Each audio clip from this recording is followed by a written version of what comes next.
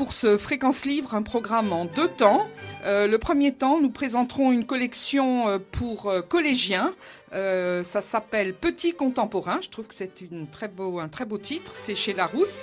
Et je suis avec les 2 directeurs de la collection. Donc Nicolas Bay, bonjour. Bonjour et Malou. Marie-Pierre Bay, bonjour. Bonjour. Tout ça, ce sont des gens déjà très connus à cette antenne, mais que nous recevons.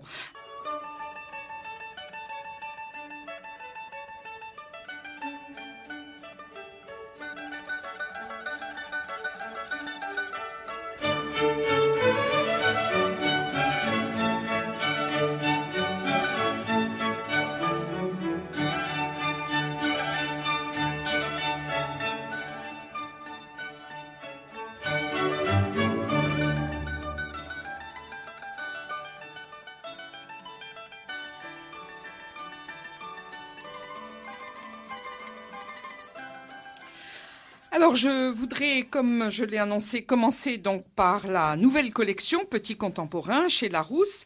Alors, d'abord, cette collection, qui en a eu l'idée? Comment vous êtes associés, le fils et la mère?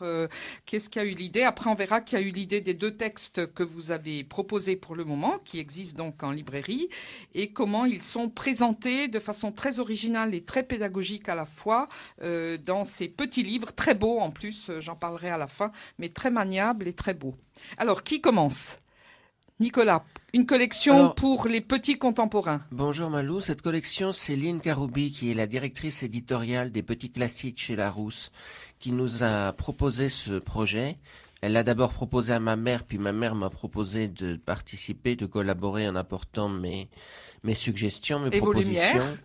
Et il se trouve que j'ai apporté 4, 5, peut-être 6 projets qui vont aboutir, oui. Qui sont déjà les contes des cataplasmes, qui était ma première idée. Puis il y en a d'autres qui vont sortir l'année prochaine, notamment les contes de Anne Frank. Tout le monde sait que Anne Frank a écrit un journal. Très peu de gens savent qu'elle a écrit également des contes. Oui, tout à fait.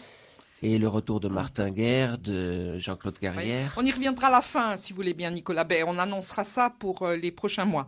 Alors, Contes des cataplasmes. J'ai envie de commencer par ça. D'abord, comment est-ce que vous connaissiez ce texte ou comment vous l'avez découvert? Puisque on connaît Vercors par Le silence de la mer. C'est le grand texte culte qui a donné des films, une filmographie intéressante.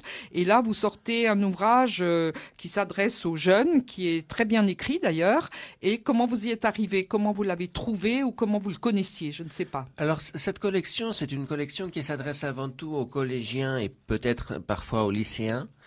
Et donc, j'ai puisé dans mes lectures de jeunesse, dans mes lectures d'adolescence, et je me suis souvenu de beaucoup de textes parce que je lisais beaucoup à cette époque-là.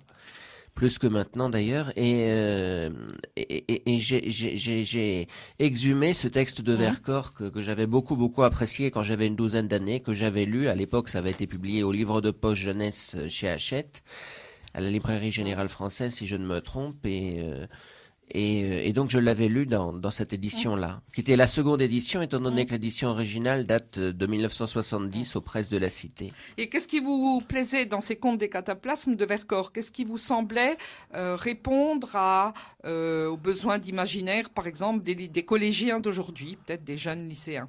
Oh, c'est intemporel. Les contes de fées, la fantasmagorie, la mythologie, aussi une certaine morale, l'héroïque fantasy, parce que c'est un peu ça qui est en germe là-dedans, et une certaine morale, bien sûr aussi. Tout ça, c'est intemporel. C'est intemporel. Ça s'adresse aussi bien aux jeunes d'aujourd'hui qu'aux jeunes de mon époque, de ma génération, qu'aux jeunes d'avant, puisque ça c'est un texte assez ancien. Bien sûr. Alors, peut-être tout de suite, avant de reparler du texte donc qui est intégral, je voudrais dire aussi à nos auditeurs que les textes publiés, on ne prend pas j'ai envie de dire, les collégiens en otage, comme dans certaines collections qui leur sont destinées. On leur donne des extraits bien choisis, évidemment, que le directeur de collection a choisi. Ici, c'est le texte intégral, ce que je trouve tout à fait intéressant. Alors, je voudrais dire, j'ai dit que c'était une édition pédagogique parce qu'effectivement, avant le texte intégral et après le texte intégral, il y a, fait par des professeurs de collège, une introduction dont je vais parler un petit peu longuement, mais avec votre aide, et puis une partie qui s'appelle « Pour approfondir » et que je trouve tout à fait conforme à ce que demande le collège en français, c'est-à-dire avec un certain nombre de thèmes et de façons de lire qui sont mises en place avec des questions extrêmement pédagogiques, donc qu'on peut lire en même temps ou après ou longtemps après. Je veux dire que ça n'entrave pas le plaisir de la lecture, mais c'est ajouté. Et alors, par exemple, pour les 2 livres dont nous avons parlé, il y a 2 pages sur chaque fois l'auteur. Donc, par exemple, pour Vercors,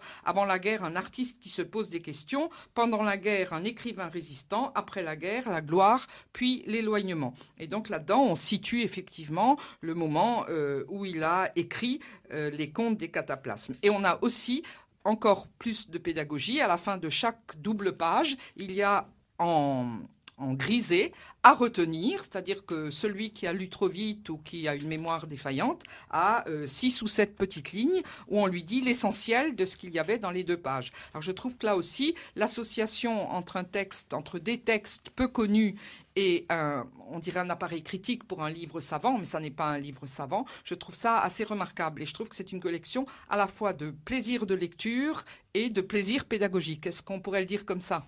Marie-Pierre, oui, peut-être. Tout à fait. Parce que l'idée, avec une collection comme ça, c'est d'attirer les enfants vers la lecture. Bien sûr. Mais une lecture qui leur apprend quelque chose. Moi, je m'occupe de littérature pour les enfants depuis très très longtemps. Et on doit avoir à la base une intention pédagogique. C'est l'âge où ils absorbent tout comme des éponges. Et s'ils ne prennent pas le goût de la lecture, à ce moment-là, ils ne le prendront jamais. Alors, cette collection-là s'adresse en fait à 2 tranches d'âge. Oui. Il y a ceux qui arrivent au collège, qui ont 10, 11, 12 ans. Oui. Et puis il y a ceux qui quitteront le collège bientôt, qui ont 10 ans, 14, 15 ans. C'est ça. Alors on me dirait, où sont les 13 ans Les 13 ans, on ne sait pas. Les 13 ans, ils sont au milieu. Les 13 ans qui ne se fatiguent pas, ils vont lire les mêmes livres que les 12 ans. Les 13 ans très évolués vont aller vers les 14-15 ans. Alors, les contes des cataplasmes s'adressent parfaitement aux 11-12 ans. On en a fait l'expérience. D'ailleurs, en 3 jours, c'était épuisé à la FNAC. Quand le volume est sorti. Oui. En 3 jours, c'était épuisé. Ouais. Donc, on a réédité au bout de 3 jours. La FNAC a recommandé. La FNAC a recommandé. Recommandé. Vous voulez dire le stock de la FNAC a été épuisé. D'accord. Voilà. Et je crois qu'il y a un grand désir de contes en ce moment. C'est facile à lire, c'est très amusant, ça va vite. C'est rapide. Le conte, par définition, c'est la tradition orale. À l'origine, c'est des gens qui racontent des histoires. Donc les phrases sont courtes, l'action avance sans arrêt. Enfin, il se passe tout le temps quelque chose. C'est ça. On n'a absolument pas le temps. Un livre d'action, on dirait aujourd'hui. Oui. Puis alors, il y a tous les éléments du conte. Il y a le clin d'œil entre le réel et le surnaturel. Il y a les méchants, il y a les gentils, il y a les bêtes féroces, il y a le méchant. Des épreuves. Des épreuves initiatiques. Bien sûr. On traverse le noir, on traverse un peu comme dans la flûte enchantée. On traverse le noir, on traverse l'eau, on traverse le feu. Et puis il y a des jolies filles aussi, il y a des princesses transformées en grenouilles. Il y a un chevalier qui se transforme en fourmi parce que une fourmi ça se voit pas, donc il va traverser une épreuve difficile en devenant tout petit, il va redevenir grand après. Et il y a 3 personnages principaux. Et Vercors a écrit ses contes en pensant à ses 3 fils. Ah oui. Évidemment. Il avait 3 fils. 3 fils, et donc c'est pour ça qu'il y a, il y a 3 héros. Une question peut-être, Nicolas ou Marie-Pierre, pourquoi des cataplasmes? Parce que quand on lit ça, on se dit conte très bien, mais des cataplasmes. Et Vercors fait une introduction qui est le début. Oui, alors dites-nous, c'est intéressant ça. Ce sont des contes que Ernestine Bourbon, qui était la mère de Vercors, racontait à son fils quand son fils était petit. Et quand elle lui posait des cataplasmes, alors peut-être que vous, Malou, ou ma mère, pouvez expliquer mieux que moi ce que c'est que des cataplasmes. Il n'y en avait déjà presque plus, oui. Mais il y en a plus. Maintenant qu'il y a des antibiotiques, quand un enfant a une bronchite, parce que le cataplasme, ça soignait les bronchites. C'était pas rigolo du tout. Hein. Alors aujourd'hui, ce qui est expliqué dans l'introduction de Vercors. Très bien d'ailleurs. C'était pas drôle du tout. Alors, on faisait cuire de la farine de lin devant le malade qui attendait avec angoisse ce qui allait se passer parce que ça brûle. On mettait ça dans un linge, on mettait de la graine de moutarde et on vous le collait sur la poitrine. Alors ça brûlait beaucoup, c'était un révulsif. Et pour faire passer le moment délicat où ça brûle, la maman de Vercors lui racontait donc des contes. Un conte par cataplasme. Voilà. Donc, en fait, pour ça que c'est conte des cataplasmes. Mais je trouve que l'introduction est très, à la fois comment dire, un peu poignante, mais surtout assez ironique par rapport à la peur de l'enfant, et en même temps les délices, parce que ce qui l'attend, c'est évidemment pas le cataplasme, c'est l'histoire qui va avec. Donc je trouve que c'est très très drôle. Si vous me le permettez, je voudrais juste faire une petite observation. Vous parliez très justement de l'introduction et de la conclusion pédagogique faite par ces professeurs de collège et de lycée des ouvrages. Je voudrais parler aussi des explications du vocabulaire qui se situent en bas de chaque page et qui apportent beaucoup au livre. Et il faut préciser que dans beaucoup d'écoles, probablement, dans beaucoup de milieux sociaux, probablement, les élèves ont besoin de ces explications textuelles de vocabulaire. Et parfois, il y a des mots qui nous semblent évidents, qui ne le sont pas pour les jeunes, pour les enfants. Tout à fait. Et là, vous confirmez tout à fait. J'ai travaillé dans une émission du mois dernier avec un professeur de collège, donc professeur d'histoire. Mais enfin, professeur d'histoire a besoin de vocabulaire. Et il disait que le vocabulaire était de moins en moins connu et qu'il avait besoin, lui, de faire tout le temps des mises au point de vocabulaire et d'apprendre des mots aux élèves. Plus qu'il y avait des problèmes de mémoire des élèves et que ce qu'on avait appris l'année précédente, ça déjà, on s'en souvenait plus du tout, mais même ce qu'on avait appris le mois précédent, un mot un peu pour l'histoire, je sais pas, le dictateur, des choses comme ça, toutes simples, on ne les connaissait plus. Ouais. Donc je crois que les notes de bas de page, j'ai regardé effectivement aussi les mots qui sont, par exemple, les douves d'un château, il y a la définition de douve, les escadrilles, on explique ce que c'est, enfin, des mots qui semblent simples pour certains anciens, mais qui ne le sont pas du tout pour les collégiens.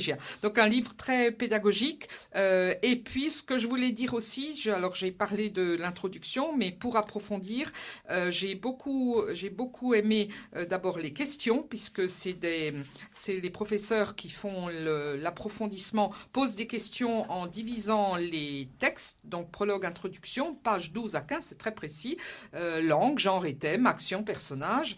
Ensuite c'est fait pour chacun des contes, et puis écriture, et il y a des petits exercices d'écriture qu'on peut faire exactement comme on les demande au collège. Et toujours, ce que je disais, à la fin de la page, à retenir. Et une chose que j'aime beaucoup aussi, c'est les extraits de textes d'autres auteurs Alors, du même genre. Oui. Donc, par exemple, vous avez Merveilleux des contes. Voilà, donc vous avez des extraits de textes de Marcel Aimé, de Charles Nodier, de Brulé Sandrars, de Stevenson. Non, c'est extrêmement bien fait. C'est un petit livre agréable. Et le deuxième thème qui a été retenu dans le livre dont nous parlons, c'est la métamorphose. Et il y a donc comme texte complémentaire, si je puis le dire, Alice, des extraits bien sûr d'Alice au pays des merveilles, l'âne d'or d'Apulée, on va même chez les Romains, et puis un Charles Nodier, puis un Blaise Cendrars, Petit conte nègre pour enfants des Blancs. Voilà, donc tout ça est un petit livre très agréable à prendre en main, et puis ça coûte moins de 4 €, donc le rapport qualité-prix est tout à fait respecté. Dire aussi que c'est un bel objet, la couverture est extrêmement jolie, et j'aime beaucoup le côté arrondi. Voilà, le côté arrondi. On a coupé les pages, il n'y a plus les petites choses pour corner. Voilà. Elles sont arrondies, elles sont très agréables à tenir.